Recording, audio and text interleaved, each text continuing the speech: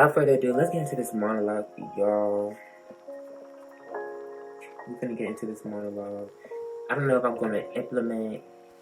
If y'all do see like a little cute little nerdy detective version of me holding the cards up, being interactive, that means I want that to put my ass in there.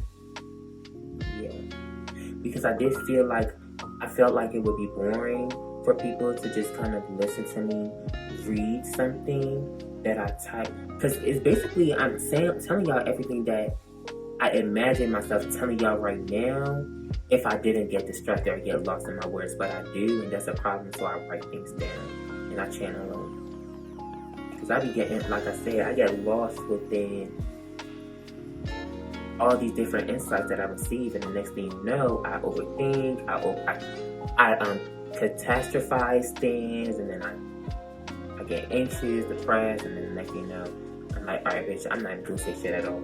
That's not helping me or you. Alright, so let's get into it. So in regard to the spread, the underlying energy of the timeline is signified by the white goddess moon oracle of Athene or Athena, which starts off by revealing the questioner possesses a wealth of inherited talents and gifts. This card was clarified by Mars and Leo, so I instantly connected it, seeing it. This card was clarified by Mars and Leo, so I instantly connected to it, seeing that Leo, to me, is the sign that rules over natural talents, gifts, and creativity.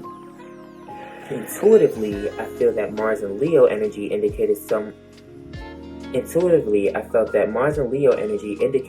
focusing their energy or drive towards their creativity or creative project, or perhaps honing in on their talents and gifts. This was perfect synchronicity because the oracle starts off by indicating that the fiery planet Mars in the fiery sign of Leo indicates that people with this planet sign aspect will be most fulfilled using their energy in expansive and showy creative ways. The Athene oracle, which is ruled by Gemini, further says that your wealth and inherited gifts can be used for the good of others or for self-advancement, and that solely looking after your own interests may not be the way to achieve the results you want. I think this perfectly coincides with the Mars and Leo energy because it too states that doing things on a big scale has appeal for this character, more especially if an audience is involved. And notice how I was just talking about my relationship with my audience, which is whoever's watching this, and my relationship with myself, and how I want to kind of bring that together. But I also want to ensure that you guys are getting, I guess, that entertainment or getting that wisdom and the knowledge and the level of communication that you deserve and that I deserve, for you to understand me and for me to know that you understand the wisdom that is being said. It's not from you looking at me, it's not about me. From me looking to you, it's about me. Yes, I want people to understand what I'm saying, but it's best that you understand it, not just because I want you to understand me, but because I want you to understand the wisdom behind what I'm saying so that you can take it so you can apply to your life. The moment that you receive it from this screen, it has nothing to do with me. But my intentions behind what I'm doing it's definitely about me. It's about me, but because I love me, I love you. And because I love what I'm receiving, the wisdom I'm receiving, I want to share that. So I'm not selfish, but I don't really give a fuck about selfish. It don't fucking matter. It don't matter. It do to an extent, but it don't matter. Alright.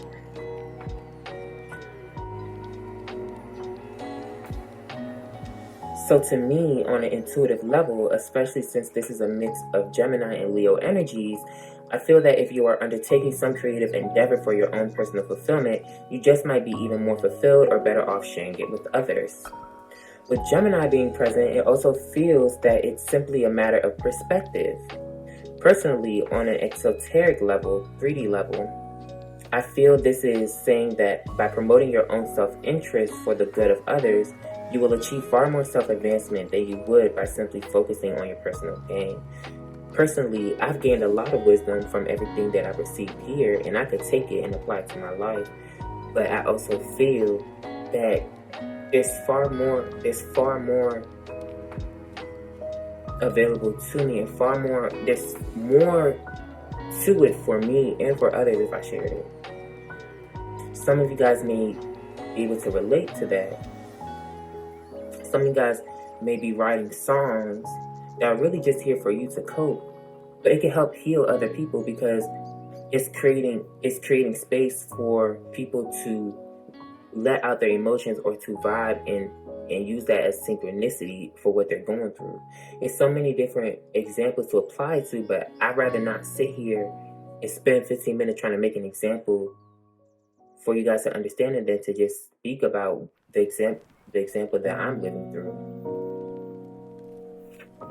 Anyways, from a higher perspective, esoterically, I feel like this is highlighting the fact that doing good for others and doing good for yourself are one and the same, okay? And aside from the universal law of duality, which identifies that everything has a complementary opposite within the whole, I feel that this perspective most importantly highlights the law of polarity, which identifies that these opposites are identical in nature but are different in degree. And that these extremes meet on a continuum, making them inseparable and thus one and the same. It also reminds me of the difference between the paths of light workers and dark workers. Y'all, this is where I really got into it. First, from a spiritual perspective, dark working and light working are both paths to greater awareness, greater motivation, and greater power. Dark workers and light workers are similar in many ways, their main difference being how they direct their focus and energy. Dark workers direct the flow of energy inward, while light workers direct it outward. A dark worker consumes, a light worker creates. Both are in alignment with forces of nature, push and pull, action and reaction. In actuality, they're really two different sides of the same coin. A dark worker experiences unconditional love by recognizing that she is God, adopting a life of service to self. A light worker learns to see God in others, adopting a life of service to what he or she perceives to be the greater good. Think of it like this. We human beings are all individual cells in a collective body. The dark worker path is to devote your life to doing what's best for your own individual cell. The light worker path is to do what's best for the whole body. As you, the individual self, become more aware, i.e. smarter, you will eventually recognize that these two paths lead to the same place. A healthy body cannot exist without healthy cells, and vice versa. In regards to the spread, this could be alluding to the reputation oracle, which is further clarified by Saturn in Libra, devotion, and Sun in Cancer, resourcefulness, which to me either signifies our personal stance on how you choose to expend our resources, either for yourself or for others, or it could be identifying someone's devotion to being a resource to others or acknowledgement thereof. This resonated with me a lot. I hope it resonates with people. I'm pretty sure I'm not the only person that be going through shit like this. Nonetheless, with the awareness I have, I feel that whether you choose to be devoted towards yourself or others, there's a balanced and disciplined approach to both. And an imbalanced approach towards either one can be just as harmful as the other, which results in karmic consequences, hence the significance of Libra in the presence of Saturn heavily concentrated in this spread. And I definitely mentioned that Saturn is exalted in Libra earlier, so everything does really tie in, so I'm kind of proud of myself. From a universal lens, I feel that no matter the path, we are still seen as a spiritual resource, but collectively and individually, that are both a part of one cause and play. From a universal lens, I feel that no matter the path, we are still seen as a spiritual resource, both collectively and individually, that are both a part of one cause and play between chaos and order. At lower levels of consciousness, these two paths seem distinct because the individual cell doesn't yet have the understanding to know what's truly best for itself or for the whole body. So it makes a lot of foolish decisions and mistakes. The dark worker cell competes with other cells, taking resources. Competitiveness was also this underlying energy. Okay. A dark worker cell competes with other cells, taking resources from them as needing to ensure its own survival, thinking that's a smart way to go ahead or to get ahead. But then other cells suffer and the body suffers as well. Eventually, there's a backlash against the dark worker cell to preserve the health of the body. If it gets punished for hurting the body, this is what they call dark worker syndrome. It's what happens when a dark worker simply isn't aware enough to recognize that his or her own good and the good of all are inseparably linked. Similarly, the newbie lightworker cell decides to nobly sacrifice its own well-being for the good of the whole body. The body may initially benefit from this, but if the lightworker cell convinces too many other cells to do the same, they will see too many dumb sacrifices being made, and the body begins to suffer. Imagine your heart sacrificing itself to save the brain.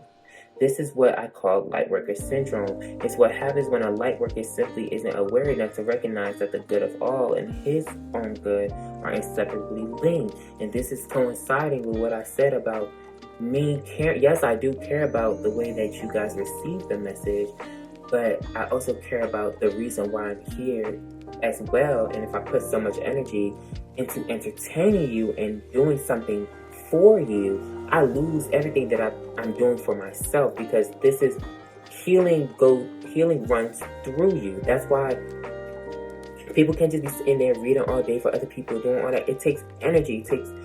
It's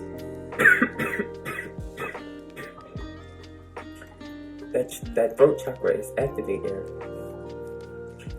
All of this is healing energy that is being pulled out of somebody and being transferred to someone else. And it's crazy. We have like the Raku card, which is all about Reiki and distance healing. We have the octagram, and then we have heart chakra. So it's like, from my heart to yours, from my soul to yours. All of that takes energy, and if I continue to give energy simply because I care and I want to help, without understanding how that's affecting me and how I could possibly get lost in that process, it's not going to do either of us justice, because at the end of the day, I probably will end up misguiding you if I lose sense of my reality and lose sense of why I'm really doing it. If I'm just doing it for y'all just because I want y'all to be happy and I want y'all to be satisfied, I become a slave to you guys, and I become a slave to the responses and the demands that I may need to meet on your ends and your terms, and that's not the life that I choose to live. That's not my path. That's not mine. That's not my path. If a single cell in the body were super intelligent, it wouldn't matter if it was a light worker or a dark worker. It would recognize that its own good and the good of the whole body are the same good. It would have the wisdom to make decisions that would improve its own long-term well-being and that of the whole body simultaneously. This cell would serve as a role model for others, such that if every other cell followed its lead, the whole body would thrive. And that's why I stopped doing tarot and just giving confirmation on what people got going on in their life. I rather heal and focus on what I got going on in my life, and any wisdom and knowledge that I take from it. Why would I want to share that with you guys? Because you guys might be going through the same experiences, and even if you're not going through the same circumstances, you have the knowledge and the wisdom to apply it to any other circumstance that is holding the same vibration or that is showing you the same patterns, with it internally or externally. Point blank period. Wow. This is deja vu. I hope my iPad don't turn off because I'm out of storage, because the song was on. It was Good Night and Go by Ariana Grande, and I'm sitting right here doing the same thing, and it's not turning off. So I think I just skipped the timeline, because I definitely experienced this before. It's crazy. But anyways, let's get back into it. I feel like the energy of leadership coincides with the Mars and Leo energy, because the tendency to take over and lead others is also strong for this personality type. This card further highlights that this dynamic combination of planet and sign indicates a mutual attraction with the opposite sex. But in context, I think this alludes to the intrinsic connection and relationship between light workers, light work and dark work, as well as the divine feminine and masculine principles. Regardless of which one you choose, I think we all need to acknowledge the polarity of these energies within ourselves and others in order to operate at the optimum level of either extreme, for the higher good of both the individual and the collective. The Mars and Leo Oracle further claims that they have a strong sex drive that needs plenty of activity and appreciation, and that a great deal of this drive and passion can manifest itself in creative talent, which would be worthwhile developing. Personally, these characteristics may resonate. My Mars is in Leo in Vedic. These characters may resonate, but I intuitively see it as a drive or passion to work on the intimate connection to self, or the intimate relationship you have with your external reality, in which through both you can receive plenty of activity, appreciation, and fulfillment.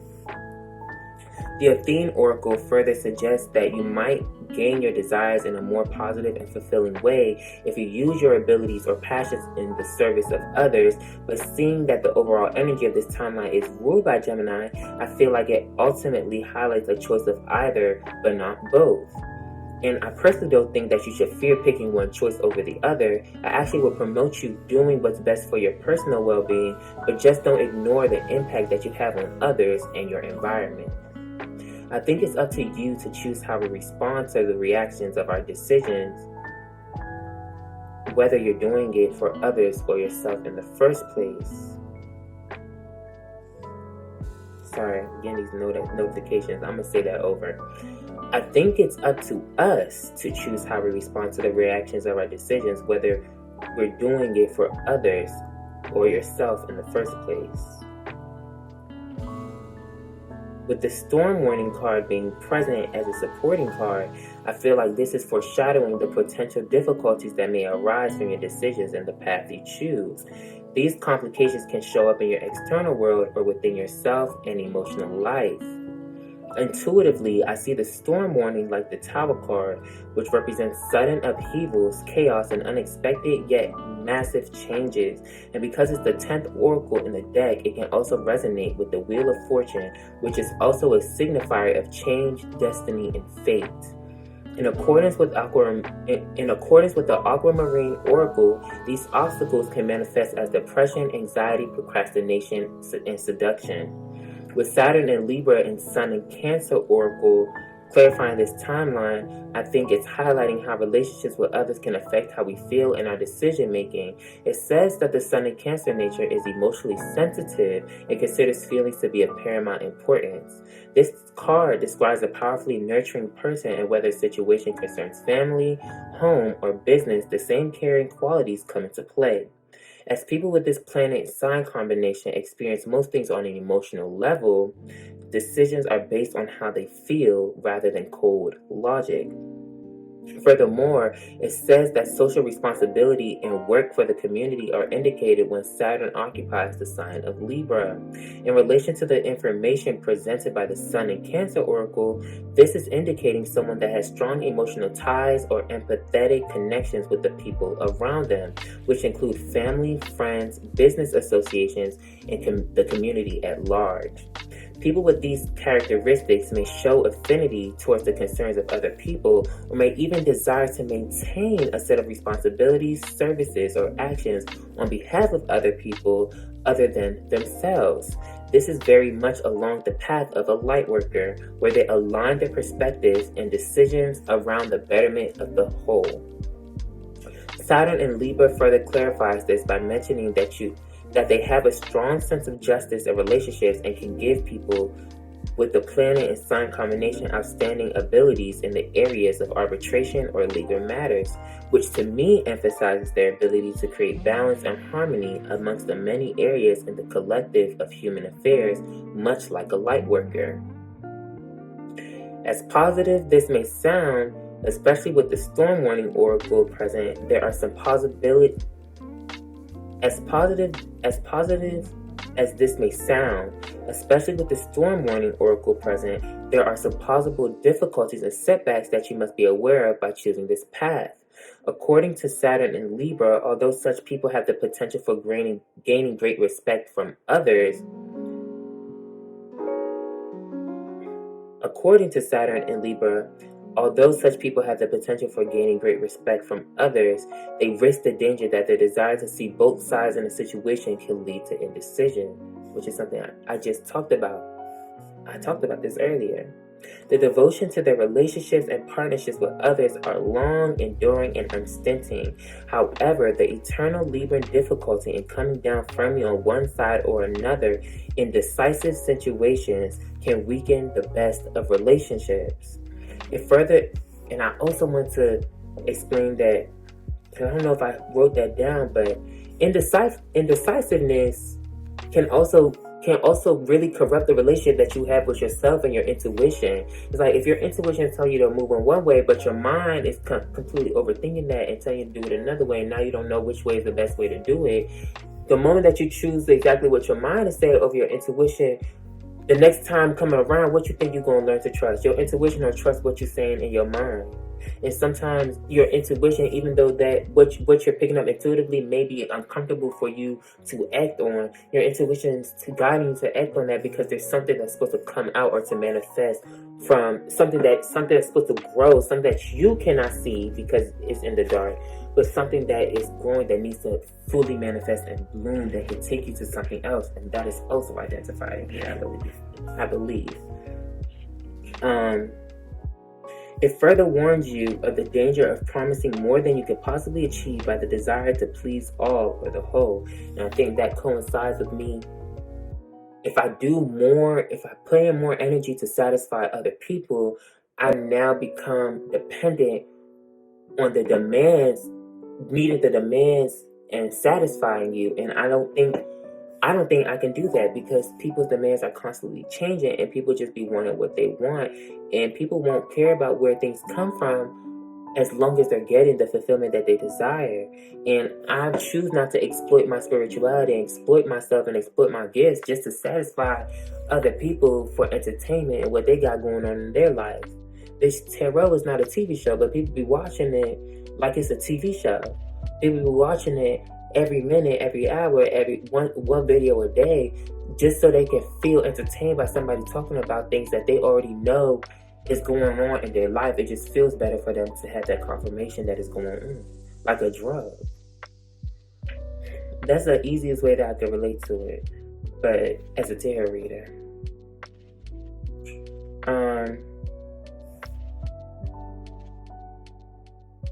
Like I said, it further warns you of the danger of promising more than you can possibly achieve by the desire to please all or the whole. This usually results in a hopeless situation of attempting to meet obligations that cannot be successfully completed. When the Sun in Cancer is selected in a reading, it suggests that the family background is more than usually important, and inherited family traditions contribute much to the way in which the questioner lives. I feel like this identifies the potential difficulties that arise from upholding family traditions and societal norms while making decisions that are best for us. And that was me addressing this. This was in the underlying energy. It's not even a part of the spread that I wrote this down on, but with this conventional, this is addressing avoiding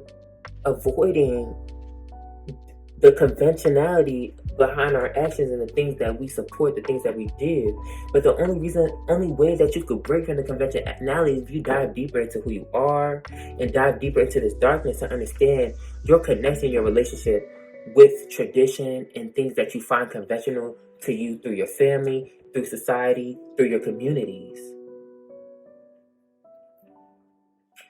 Anyways.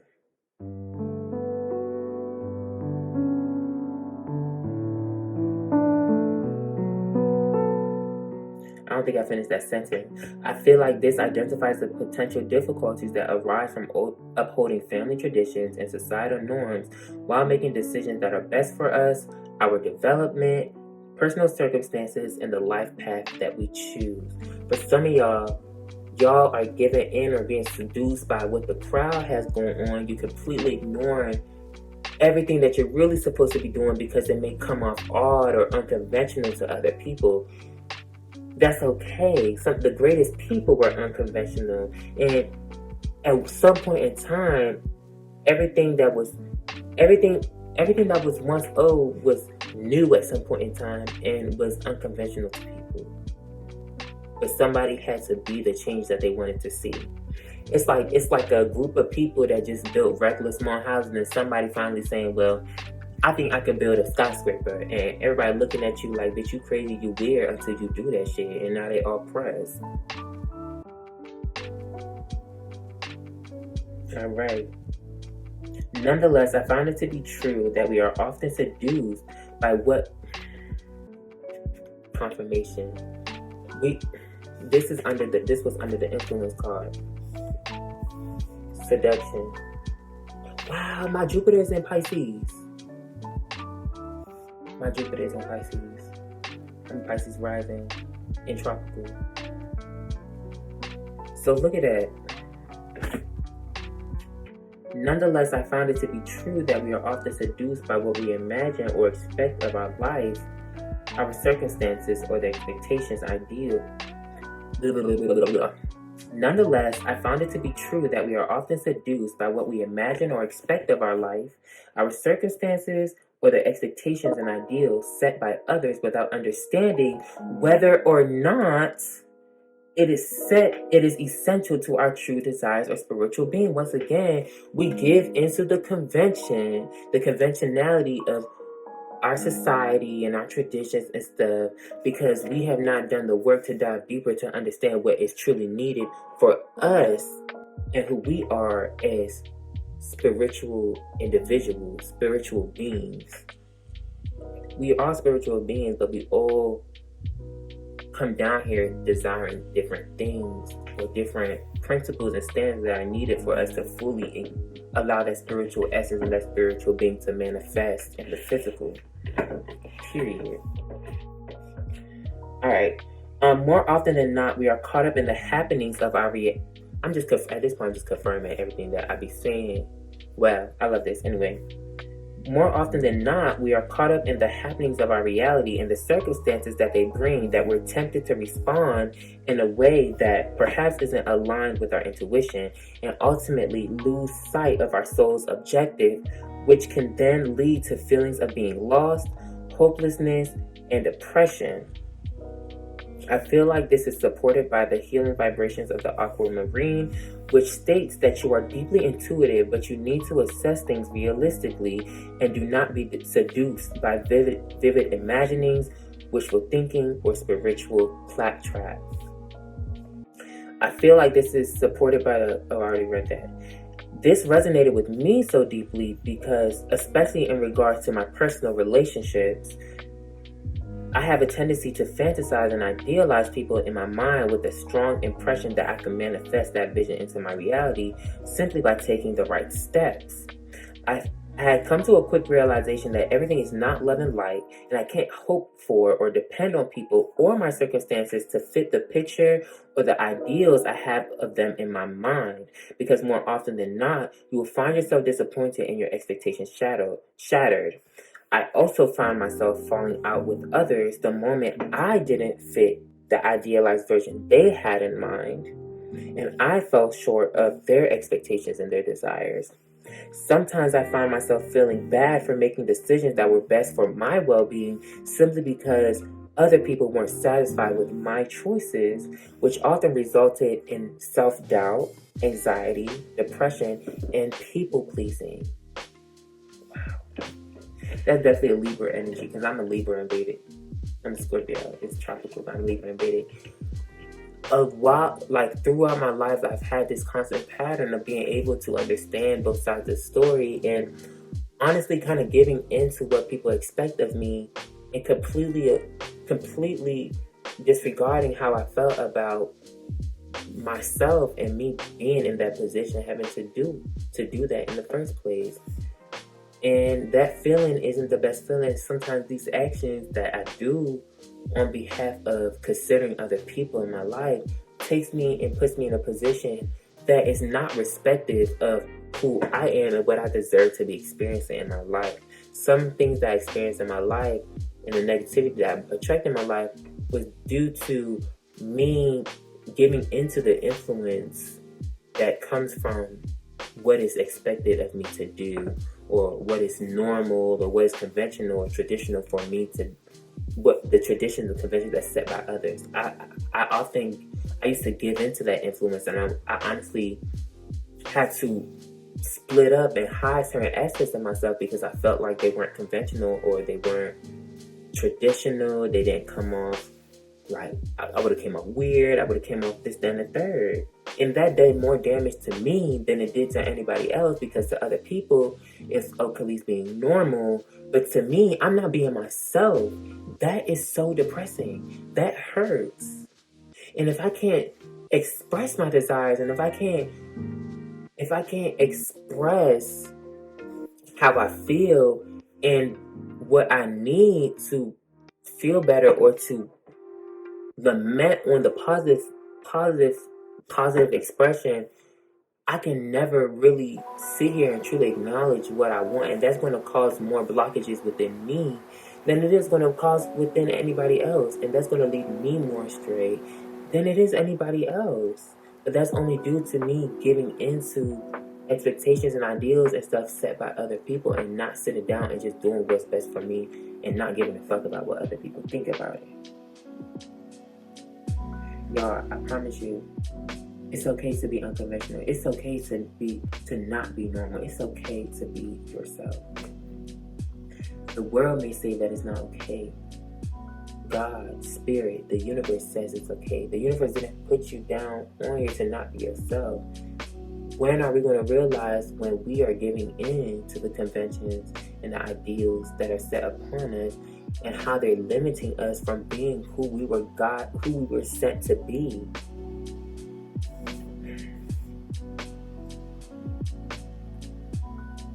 Some people don't dare to live in the light of who they are. They rather live in the darkness of the conventions that are set by other people, because they can't handle the heat. They can't handle the heat and the trouble or the challenges that come from being yourself, being true to who you are. Point blank period. So the divination of aquamarine guides you to release self-defeating programs and listen to your inner guidance, but be objective. As suggested by Mars and Leo, the only way to do this is by objectively looking at yourself and your current behavior and that of others with regard to how it affects your decisions and your ability to create a path that complements your soul. I'm going to say this one more time. The divination of aquamarine guides you to release self-defeating programs and listen to your inner guidance, but be objective. Be objective, right? As suggested by Mars and Leo, the only way to do this is by objectively looking at yourself and your current behavior and that of others with regards to how it affects your decisions and your ability to create a path that complements your soul. Some people aren't okay with you creating a path that complements who you are. That is okay. Just because they're not okay with it don't mean you should not create a path that doesn't complement who you are. You're suffering. They're only suffering because they can't find happiness within accepting their reality that everybody's different and everybody's going to have their own different walks of life.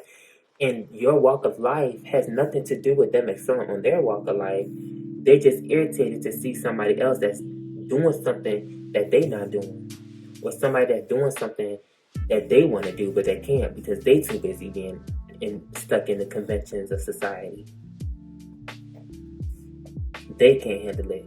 Just because they're mad because they can't handle it, don't mean you shouldn't handle it, because you know you can handle it. That's the whole point. The soulmate oracle mentions that a twin flame bonds two people in an intimate relationship or unites you with the higher part of yourself. Aside from relationships, I feel that this is addressing the overall decisions that you make to engage in an intimate relationship with the higher parts of yourself. This energy highlights that our strong desires to be loved or perhaps accepted and validated by others may come from a black hole that we may need to fill.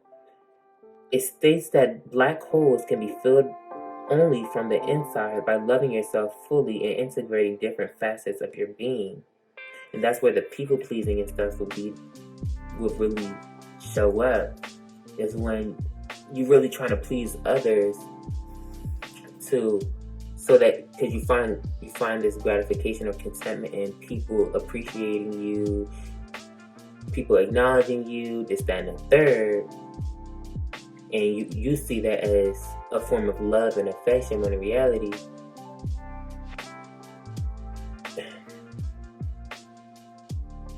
how can I explain this properly?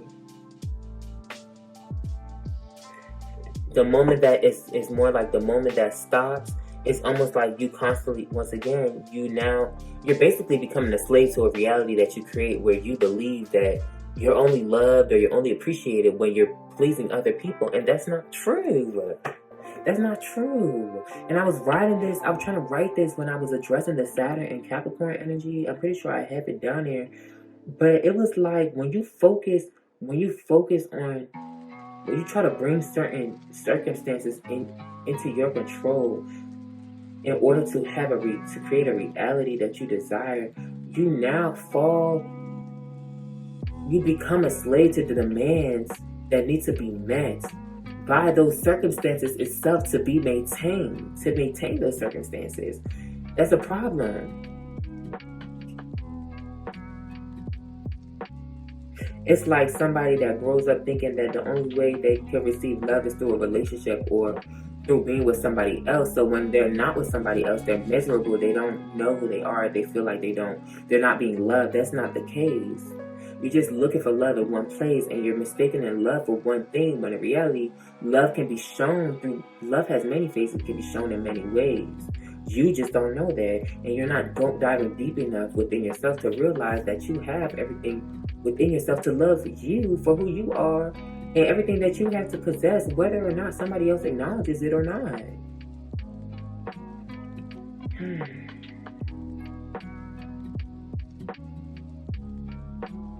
You need to understand that you don't need anyone else to make you complete, but if you are looking for a relationship, it's important that you decide whether you want a soulmate or a twin flame. A soulmate implies soul lessons which reflect the level of intimacy you have with your higher self, or the lack thereof. A twin flame complements your own wholeness and the likeness of your higher self, which is a true companion of your heart. I'm going to repeat that one more time. A soulmate implies soul lessons which reflect the level of intimacy you have with your higher self, or the lack thereof. A twin flame complements your own wholeness and the likeness of your higher self, which is the true companion of your heart. Your true companion of your heart, of your soul, is your higher self. It's the spirit of God that is invested in you. That knows best. There's no person outside of yourself that knows what's best for you except the Spirit of God that was created to manifest within this body and manifest within this being that is meant to do the divine works of Spirit in the universe and God therein. Point blank, period. I don't know, girl. Alright,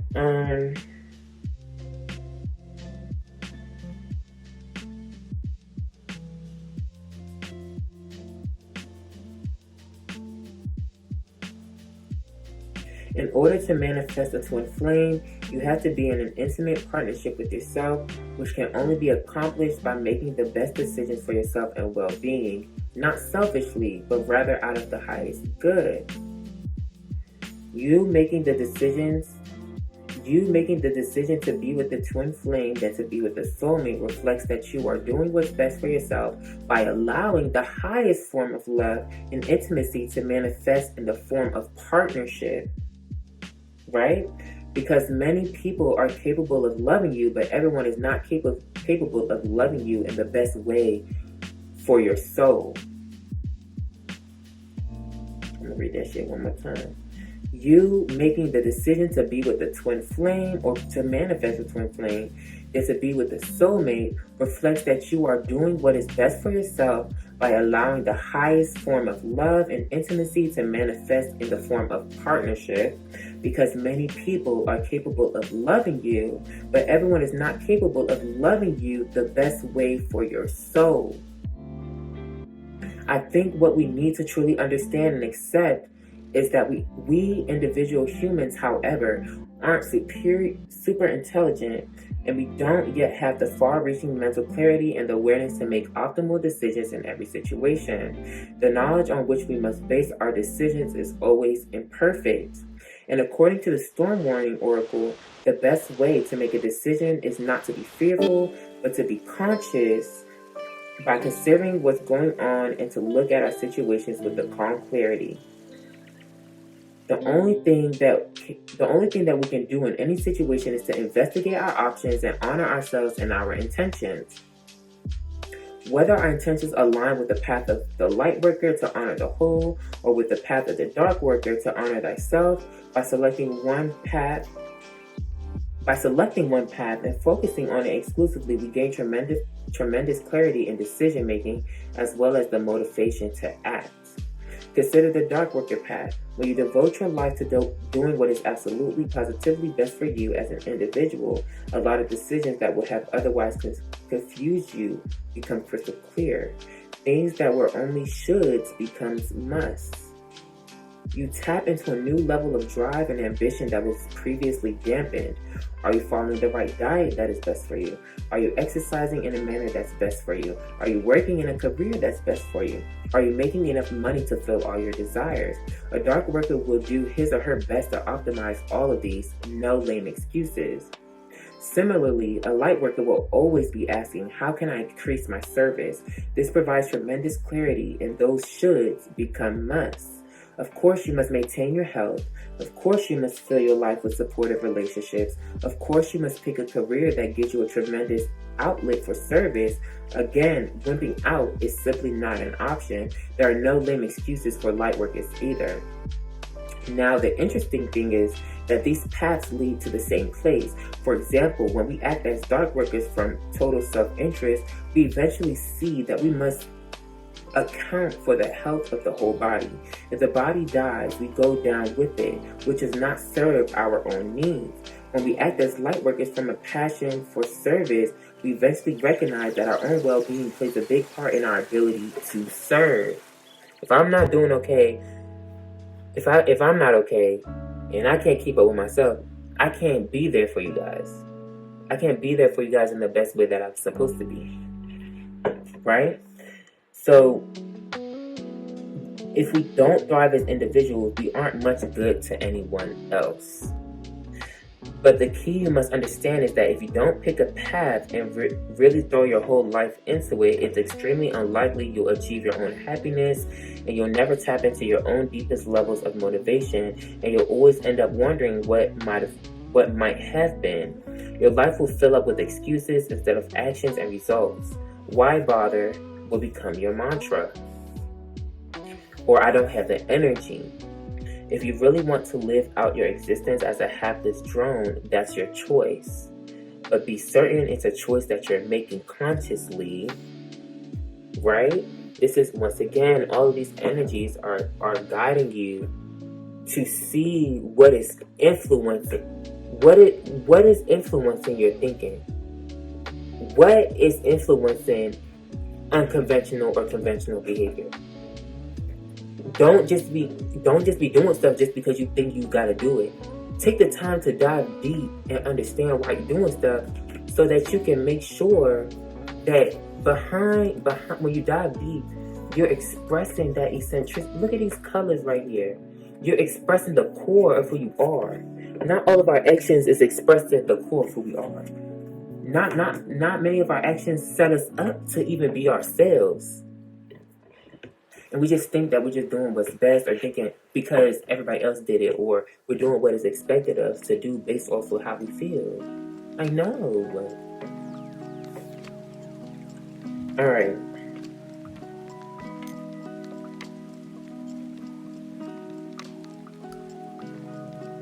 The Reputation Oracle card is here to remind you that once you set your intentions to prove yourself to the divine rather than the world, you will be able to relax in the knowledge and assurance that your destined path to success is established and secure. With this energy further influenced by Libra, you will be appreciated by others for your work and the respect you have for your path. You will feel relaxed in the certainty that you have the support of the universe and others.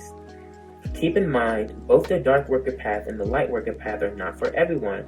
Roughly less than 1% of people are either light workers or dark workers. Most are neither because they haven't decided to polarize their energy. Polarization is an accelerated path of personal growth. With the dark worker path, you gain a much deeper understanding of what is truly best for you as an individual, and you take action to optimize your life to make it better and better. With the light worker's path, you broaden your perspective to thinking about the good of the whole.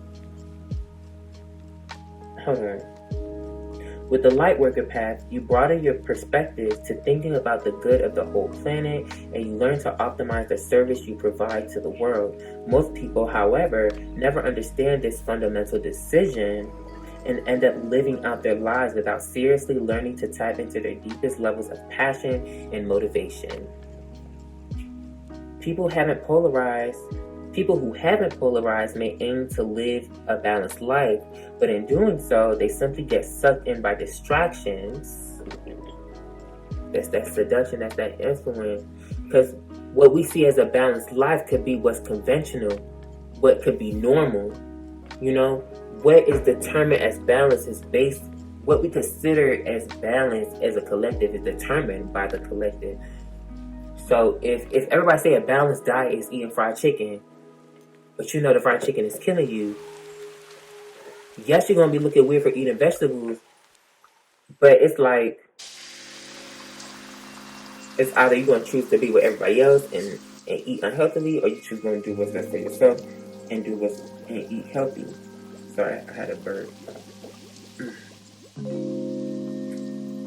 Alright, anyways.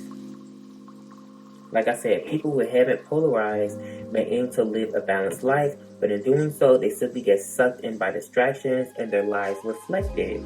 They choose careers that don't fulfill them and which don't do much good for the planet either. They live in a very half-assed manner. There's no fire behind their eyes. They don't even know why they're here, so they go through the motions in a confused daze, like a cartoon character who just got bonked on the head. Once again, this is really addressing, by choosing this path, you will transcend above the convention and stuffiness and predictable behavior that has been indicated by society and the things around us. Identify how do you fall into the norm? How do you fall into the conventions of our society, the conventions of our collective? And from there, separate those, look at it objectively, and see how you need to change that and how that's affecting your life.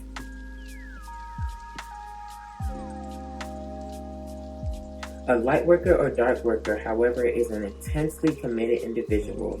They know why they're here, and they center their lives around what matters. It's either complete and total service to self or complete and total service to others.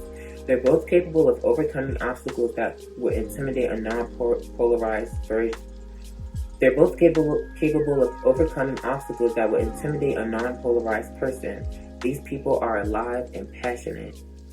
This is further supported by the Angel of Balance, which talks about being centered and self-honoring in your choices. Its presence is here to remind... Sorry, I'm getting all these notifications, y'all.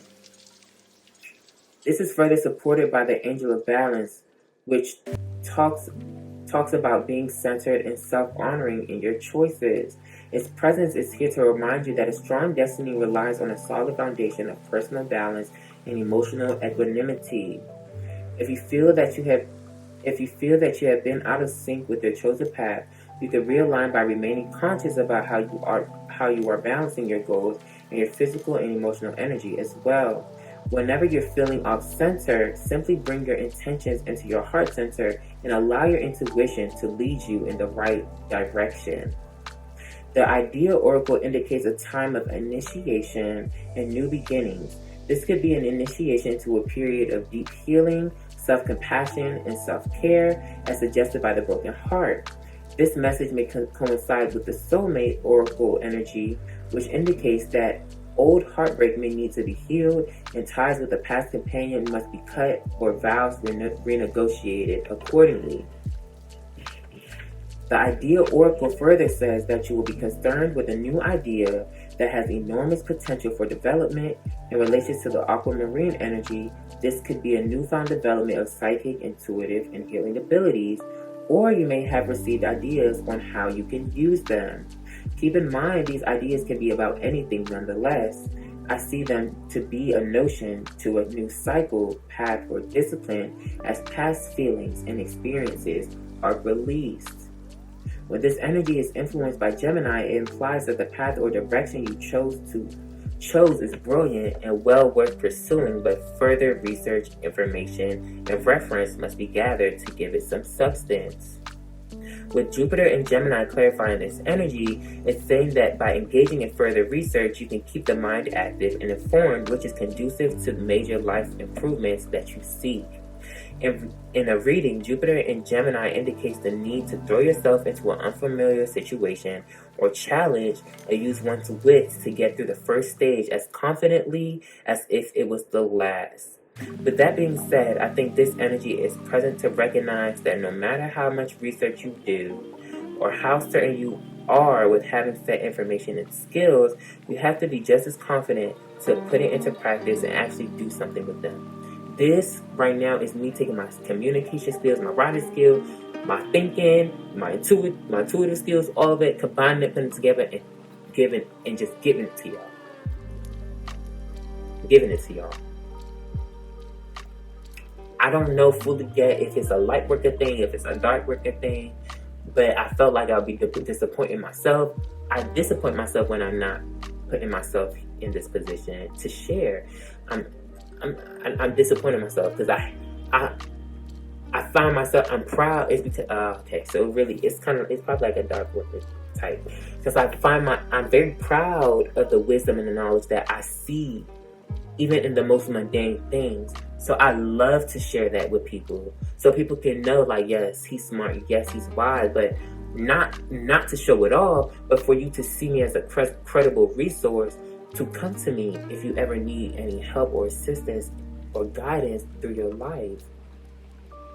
Rain down on me, let your love fall like raindrops. Sorry, this song is on and it was just raining. Anyways, the Beaver card is here to remind you of your infinite love and enthusiasm, which can be expressed through meaningful work. This card implies that the task at hand requires long-term, steady effort. You may not be used to initiating a project or idea and find this to be challenging or uncomfortable, but once started, you are encouraged to work steadily, diligently, and patiently until you see it through. And I think that is being supported by this Jupiter in Virgo energy behind the Jupiter in Pisces, which are opposite energies. So this is asking you to, whatever it is that you're going through, be patient with yourself and see it through. For me, I found it hard to be here. I found it hard to deliver in a way that I felt was reasonable both for me and for others. And I've had so many videos, I just thought it was really weird doing it. I thought it wasn't. I was trying to turn this unconventional process into something conventional, and I just gotta face it that it's not. And I have to continue to stick it through and just find the positivity in the fact that I showed up for myself. I share my knowledge, I share my wisdom. It is what it is. If people don't fuck with it, they don't fuck with it. But that's not gonna stop me from doing what's best for myself. And I'm gonna see that through. I can only further emphasize that you should only do so after your period of personal healing so that your past has no effect on your development moving forward. The presence of the Aquamarine Oracle insists that you tie up loose ends before moving forward and to avoid procrastination, which can be an underlying response to suppressed feelings, emotional trauma, and depression. The Soulmate Oracle further insists that you must prepare for open-hearted,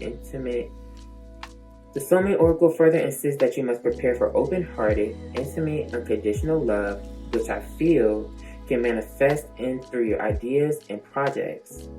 This is telling me that you should be in a happy and loving state to receive Sorry, I just gotta readjusting myself and lost it.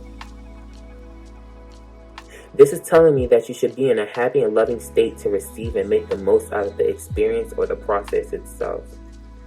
The hawk energy wants us to pay attention to the little details in the bigger picture. From our time of healing and introspection, every idea and intuitive message received should not be taken lightly. Though they may seem small or insignificant, they have the power to eventually redirect your course, as long as you have an open perspective that allows them to manifest and for the shifts to take place. These shifts in perspective can stimulate oneself in a new line of thought, thus encouraging lateral thinking or causing a brainwave, as highlighted by Lunar Mansion 16. This card indicates the possible arrival of a brilliant new concept which surprises you and possibly others and shakes you out of your old familiar ways of thinking. It also symbolizes time spent living the same way for a long time. So once again, this is now addressing situations that cause you to transcend predictability, stuffiness, routines, tradition, things that you perhaps find yourself really secure in, but it probably isn't best for your mode of being. As addressed by the hawk, I think perspective shifts play a key role in your progression through this timeline. In order to successfully heal from the past, a shift in perspective is conducive to seeing your situations and circumstances in a way that allows you to transcend them. That allows you to fucking transcend them, bitch. And perhaps take the knowledge and wisdom, right? The knowledge and wisdom you take from your past. My bad.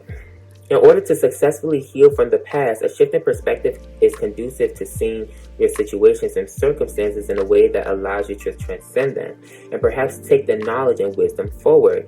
The knowledge and wisdom you take from your past experiences are important to cultivating a path that is best for you. This path further entails perspective shifts, which then cause you to choose between continuing in the safety of established routines and well-known situations and trying something new and perhaps unfamiliar.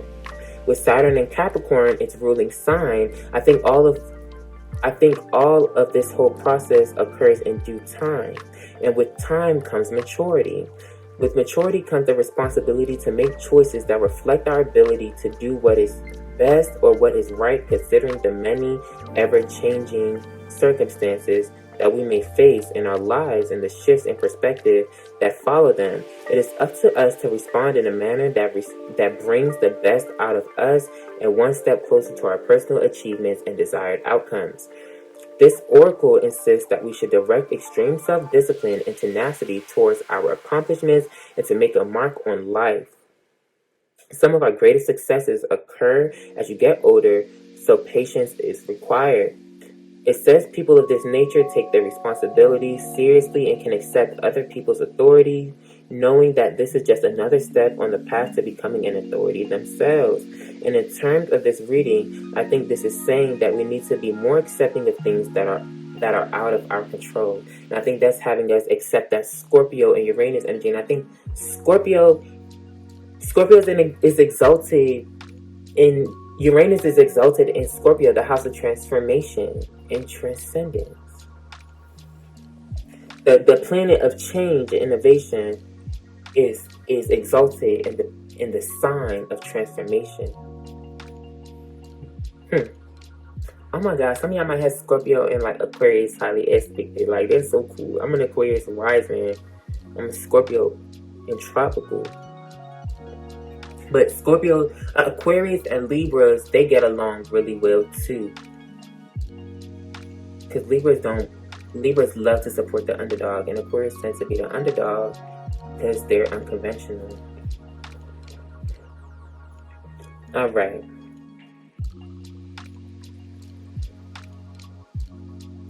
It says people of this nature take their responsibilities seriously and can accept other people's authority, knowing that this is just another step on the path to becoming an authority themselves.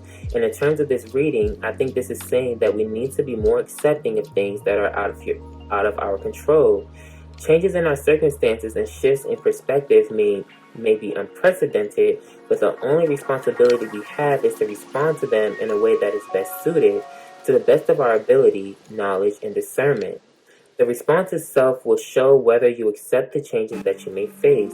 So perhaps you could take it easy knowing that everything isn't in your control and that maturation and success come in time. Personally, I felt relaxed and at ease by accepting the fact that my only responsibility is to respond to my circumstances in the best way that I can. It's almost like life puts you in a position to make decisions that put you in a position to succeed or fail. And with every failure and success, there's a choice to learn and grow from it and ultimately make decisions or respond from an even more enlightened or knowledgeable perspective.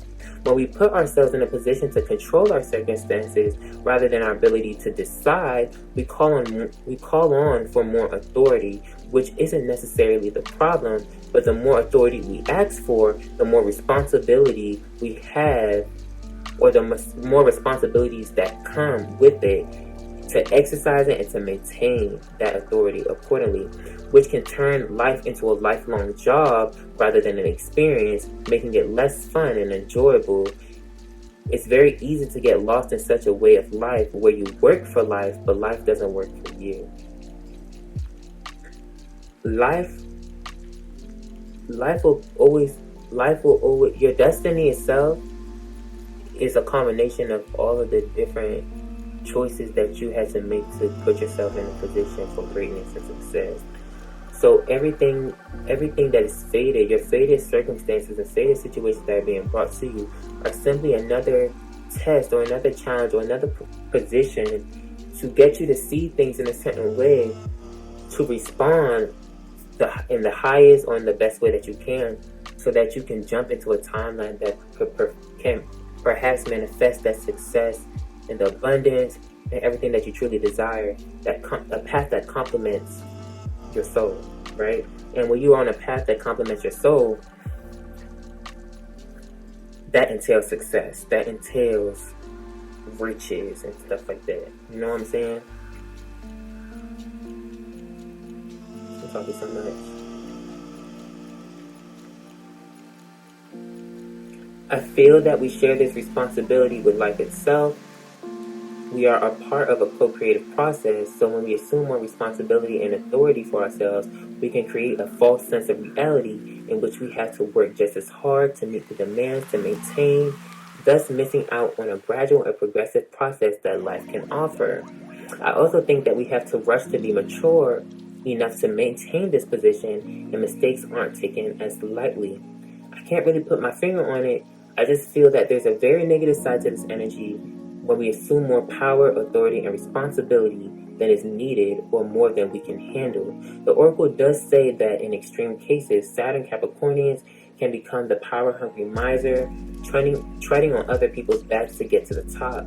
This reminds me of the low-vibrational dark worker who will do anything to get what they want without any respect or understanding of the other co-creative factors involved for them to accomplish what they have in mind. Nonetheless, it says if excessive value is put on financial gain, one runs the risk of losing all sense of reality, putting every effort into making more and more money and refusing to spend on anything.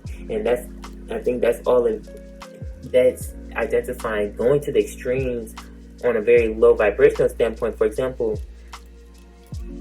when somebody feels that the only way that they can be loved is through pleasing others and getting attention from others, they're going to put so much, because they're trying to constantly fill a hole or fill their heart with the feeling that they're trying to fulfill it with some type of outside means rather than filling it up within themselves and implementing higher aspects of themselves.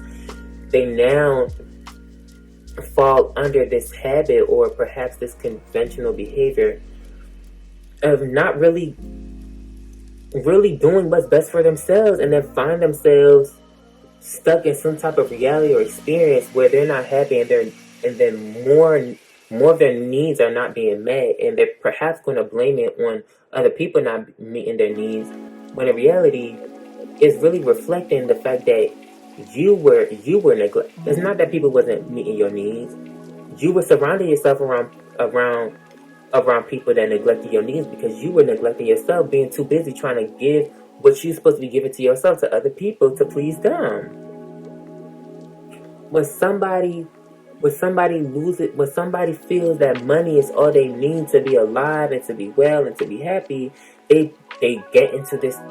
They create this. It's a conventional behavior, especially nowadays. That money is all we need, and all we have to do is just work, and be rich and get everything, and then we'll be happy. Just to find out that one, either the way that you're getting this money isn't healthy, it's making you unhappy, and it's hurting you overall, and it's not, so you won't be able to see that success and enjoy it, or that you don't work so hard to get to this financial success, and then realizing that the financial success isn't what really isn't really going to bring you peace of mind. It's bring you more problems, and you have to continue to work just as hard just to maintain that financial success coming in and to keep up with the reality that you done created for yourself because you got all that damn money.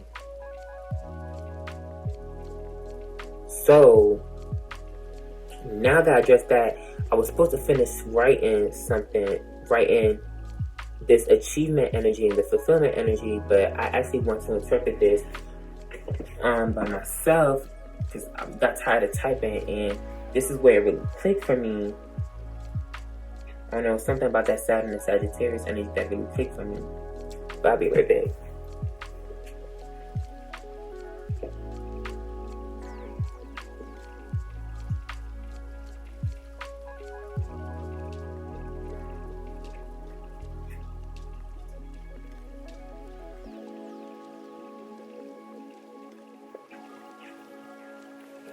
Alright.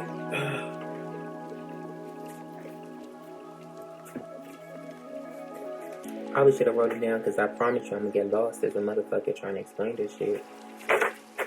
I'm gonna have to come back to y'all hoes about this. But let's see.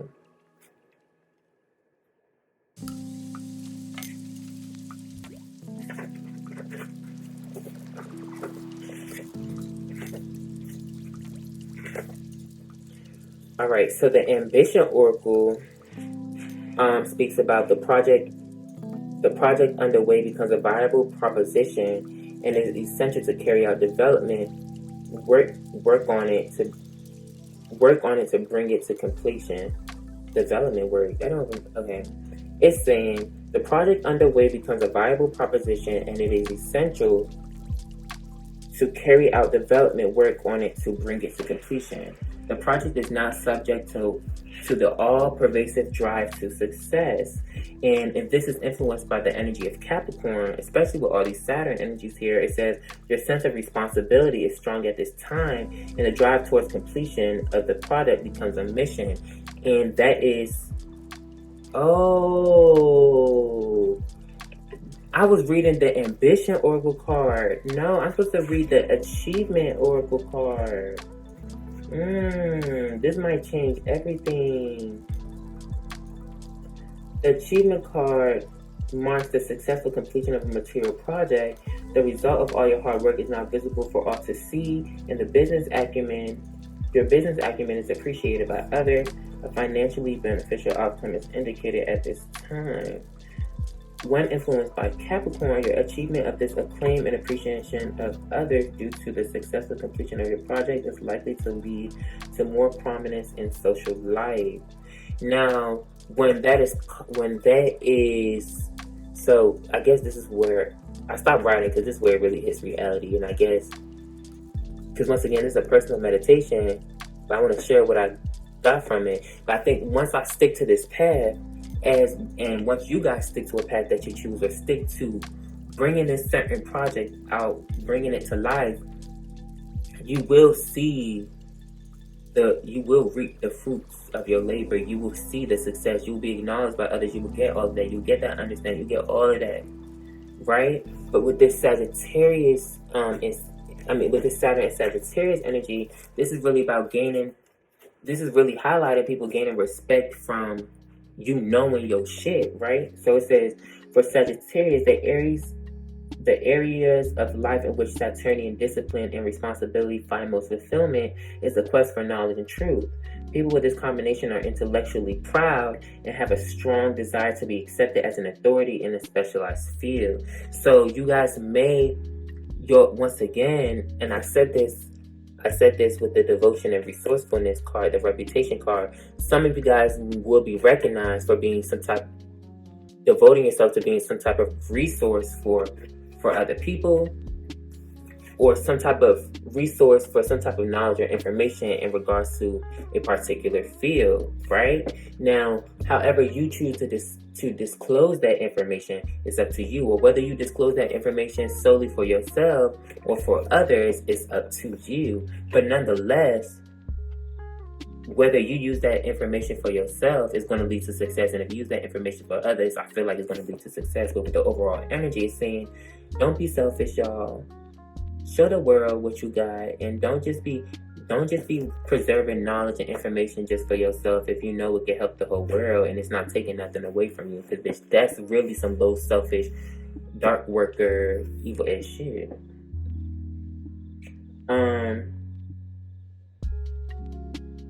Philosophy and religion are of great importance to Saturn and Sagittarius, and they speak out for and stick conscientiously to their own moral code. See, and when you dive deep enough to understand and create a moral code that complements your soul, that's when you transcend the convention, the stuffiness and conventionality and the predictableness of the world around you, when you establish principles and standards of your own, and not trying to meet the standards and principles of other people. The planet Saturn gives the ambition of Sagittarius a solid sense of achievements. Okay, it's crazy because I connected to this really because I thought it was the ambition card, but seeing that this card says achievement, and this is mentioning achievement in here, it says the Saturn gives the ambition in Sagittarius a solid sense of achievement and injects reality into the archer's natural optimism. So perhaps you're going to be recognized for your project or your path to be very realistic, very down to earth, and it actually makes sense. I don't know. I think, and with the garden and the gate, I feel like in order to reach that level of fulfillment, you have to step out of this comfort zone that you have within the garden of things that make you feel secure. Your riches and stuff, especially with Lunar Mansion 16, which is highlighting a spark of inspiration and unconventional thinking. Your riches and that success, the successful life that you're looking for, doesn't lie in you doing the same thing as other people or thinking the same thing. It's okay to be yourself. Follow your heart, be weird, be unconventional, do whatever. Right? Now, it says the negative side of people with this planet or sign combination can be a self-righteous attitude that attempts to impose its philosophy and ethics on others. This can defeat the Sagittarian's strong need for personal reputation. There can be bluntness in the Saturn-Sagittarian's manner, which, although prompted by honesty, may have little concern for other people's feelings. However, hypocrisy is not something Saturn-Sagittarians are comfortable with, and they may prefer to settle for the wrath of the offended. So, this is given like you want to be respected by others, you want to be seen as authority by others, but you could genuinely give a fuck about how people feel about the things that you say, but just be wary of how you come off to people, in a sense where you're not coming off as condescending or forcing your opinions on other people, just like, especially if they're not doing it. But whatever.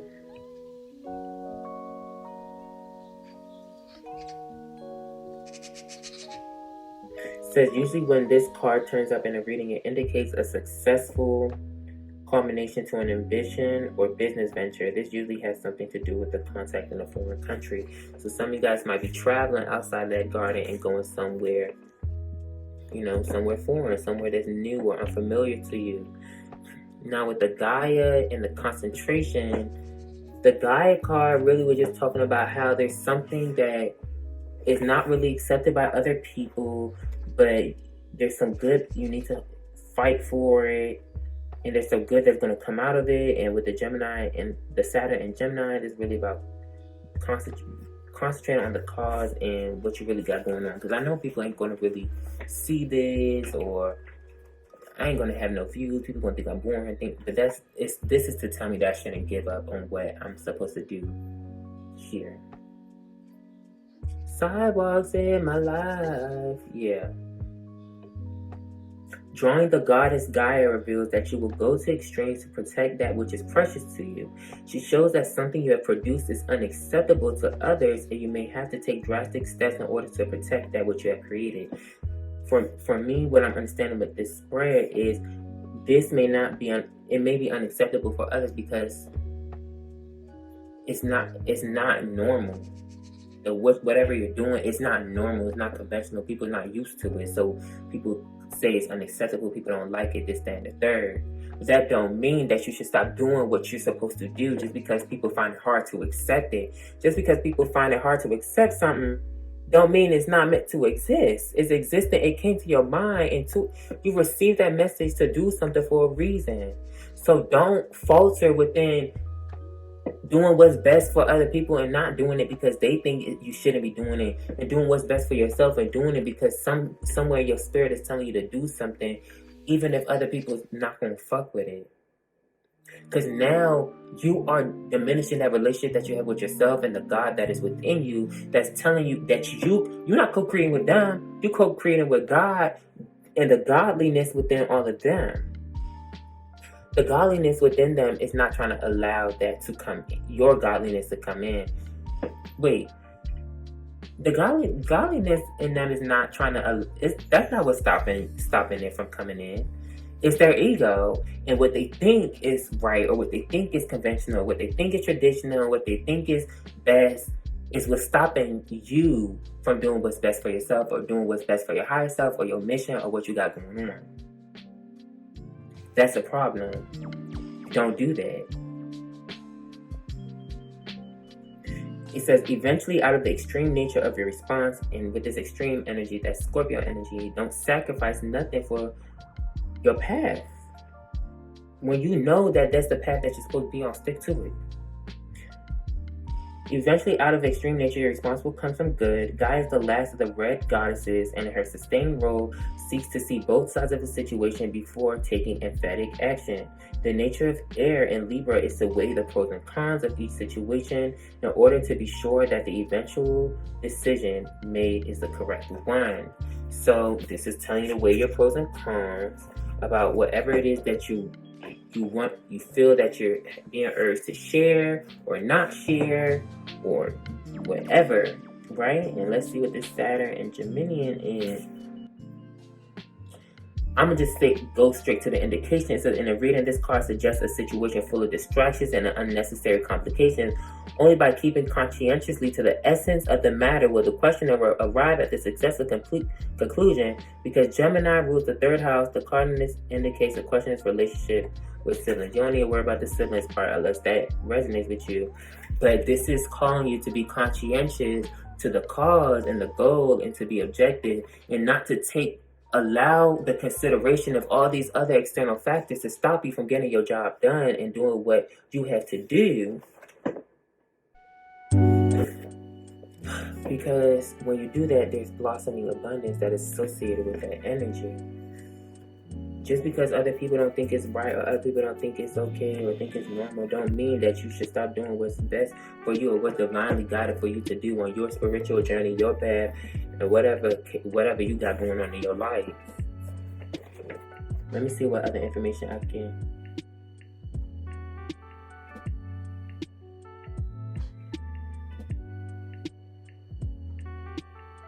Yeah, and with this, the Saturn and Gemini, it really talks about gaining information that's geared towards your career, your ambitions, and your success. Like, honestly, if the information that you're receiving has nothing to do with where you're trying to go, It don't matter.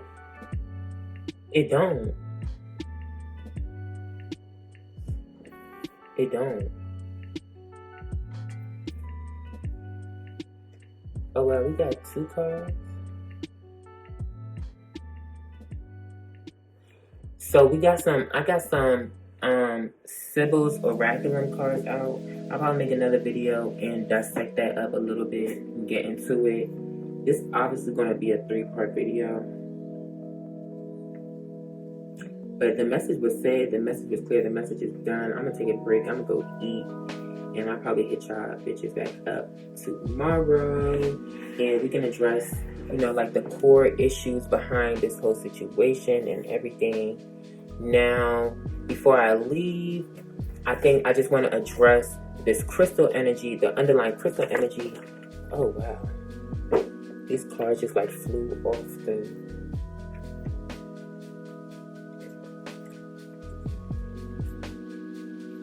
Let me go get that thing because it really resonated, y'all. When I read it, I was like, now I get why this message was brought to me. Let me go get it.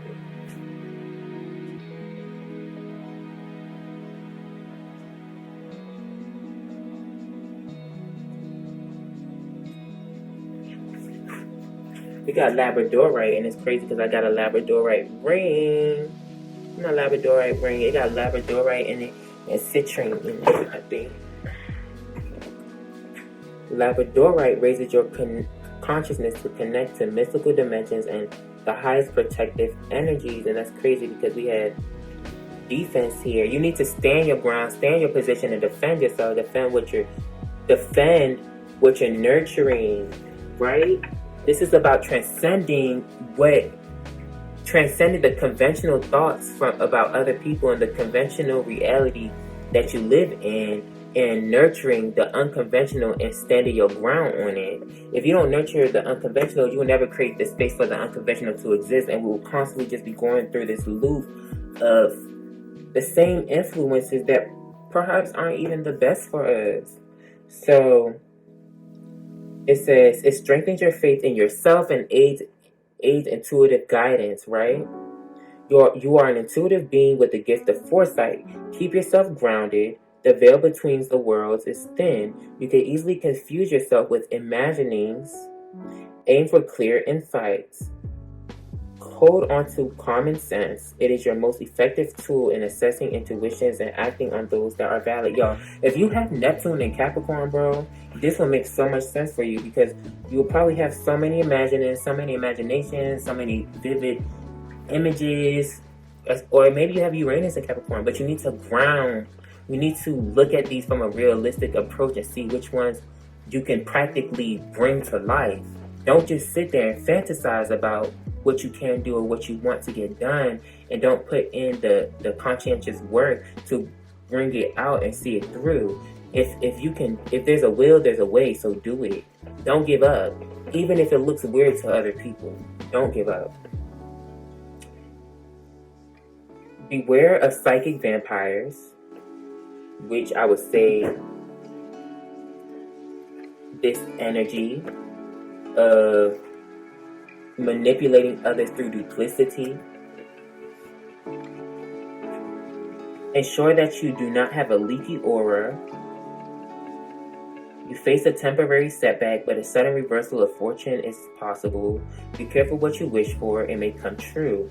Raise your consciousness to the highest levels. Labradorite indicates capricious love, and I searched up what capricious means. And capricious is like a constant change in moods. Giving your energy away is bad for your health. Establishing an efficient interface with the outside world will protect your well-being. So once again, this takes me back to the beginning of the video. If you have a strong desire to show up in the world or show up for the world, but you're trying to figure out a way to do that, especially because you may find that whatever it is that you're trying to express or to share may come off a bit unconventional, eccentric, or weird to other people. You finding the best way for yourself to communicate that is the is the best way to do it. Allow people to receive it the way they want to receive it, and keep it pushing. You put the message out there. You put the message out there for people to understand, for people to take it in. If they don't, they don't. It sounds like a personal problem, but that within itself is a way for you to connect with the external world. And when the external world is ready to communicate back with positivity and the results that you're looking for, they will. Don't give up and don't stop doing it just because you're not receiving the reciprocation or the communication back from other people. Like, this person called my video boring. Like, it probably is boring. That don't mean that it's not going to be, it's not interesting for other people. Don't give up. Nonetheless, I'm pretty sure that's it. Let me read this Mercury in. Ooh, I'll read the confession. I'll read the confession card. Lunar Mansion 23, because that also makes sense after I read it. It says Venus represents the choices that you make, and Mercury signifies the mental process and discussion. So when I read this kind of like coincided with me diving deeper and really trying to understand, because I really saw this as me understanding different influences behind the way I think and what caused me to see things a certain way, make certain decisions. And basically I was talking to myself and breaking down my thoughts and where they come from and all of this, so that I could see it clearly, so I can know which ones are feeding into the conventionality, which one is stopping me from being there for myself, right? So it says, with the moon in the responsible and conforming sign of Capricorn, these planets indicate serious and confidential discussions of emotional matters, which I did find that I had to dive deep into how I felt about certain situations so that I can understand how it was blocking me from being who I meant to be, or who I really want to be, and what I'm being intuitively guided to do, right? If you draw this card, advice from some kind will be sought and answers provided. That advice might be from me to you. The black moon in the image signifies that there's something important that is yet undisclosed. Although it has long been kept secret, the matter will be revealed by or to you very soon. This card often indicates a scandal. So I guess I'm revealing, the different thoughts behind what influences us to do certain things, or what influences us to not be our eccentric individual selves or some shit. I don't give a fuck. And let's read Mercury in Libra.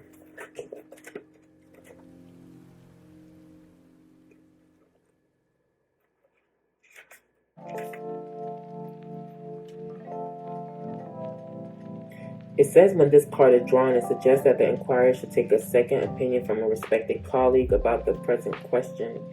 It says the personal energy. It says the mental expression of Mercury and Libra character is primarily influenced by a concern with human interaction and close relationships. And I think, once again, that's the problem. Some of y'all care so much about your relationship with other people and how they're going to receive who you are and what you got going on, that you're not doing it. You're stopping yourself from doing it, and what you're failing to understand is you'll be perfectly fine doing it, and you'll attract people. You will eventually attract people that accept you and love you and for what you're displaying and who you are, than people that are telling you, than the people that you're worrying about being connected to or having a relationship with, especially if they don't respect what you got going on. There's a delicacy about the Mercury Libran who prefers the company of the reserved and cultured. Their innate curiosity about the workings of other people's thought processes make Mercury Librans essentially sociable and friendly in outlook. Bitch, that's me. That's completely me. My Mercury is in... No, my Mercury... Yeah. Bitch, my Mercury is in Libra. No wonder that sounded like me. Let me go check my... Hold on. Hold on, y'all. Let me go look at my chart.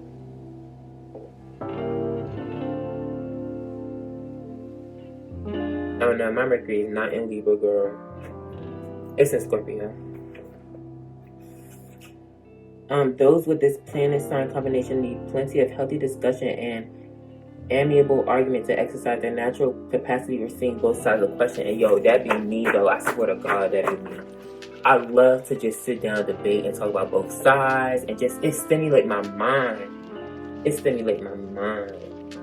Oh my gosh. Oh my gosh. Says for them, ideas are best developed in brainstorming sessions with partners where everyone's ideas are stimulated and developed together. Teamwork is undoubtedly the ideal mode of operations for Librans, and they find relationships most fulfilling when they are filled with good conversation and shared intellectual interest. See, I always found myself, I wish I could record the conversations that I have with my friends, because I found those to be more intriguing and more enlightening than just me sitting here talking to y'all. And I wish people would get on here and have a conversation with me, and let's just talk about the topics that be coming up in here so that we can just vibe. But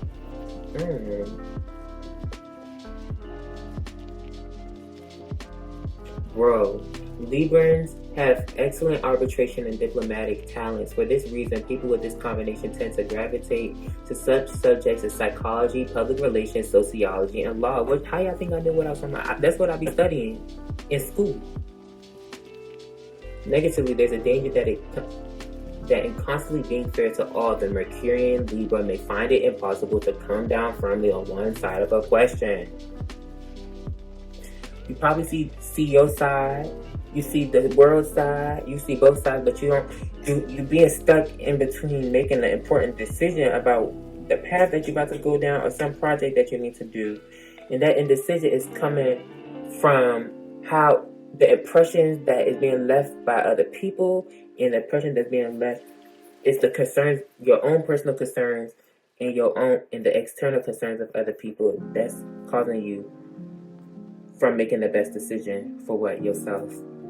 Because that's really what it comes down to. It comes down to you making a decision for yourself. Just like the Labradorite energy. This is not a time to be, you don't need to be going out your way to give energy to people. Anyways, y'all my face. I love you guys. Bye. Peace, love, and light. Namaste. Mwah.